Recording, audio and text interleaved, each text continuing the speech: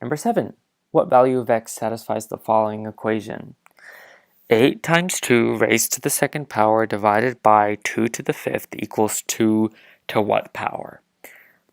Ultimately, what I'm looking to do here is to rewrite what's on my left side of the equation with a bunch of 2's. So we have a problem here with this 8. We have to change that 8 into some power of 2. Let's go ahead and do that. So we know actually that 8 is the same thing as 2 cubed. 2 times 2 times 2 is equal to 8. So I can replace 8 with 2 cubed. Now I'm dealing with a bunch of 2's. 2 cubed times 2 squared over 2 to the fifth power. I can use the product of the power of a product property to distribute the square to both terms of my numerator, which will give me 2/3 squared times 2 squared divided by 2 to the fifth. 2 cubed squared times 2 squared divided by 2 to the fifth.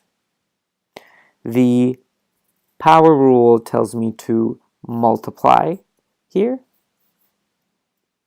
the result being 2 to the sixth times 2 squared over 2 to the fifth power.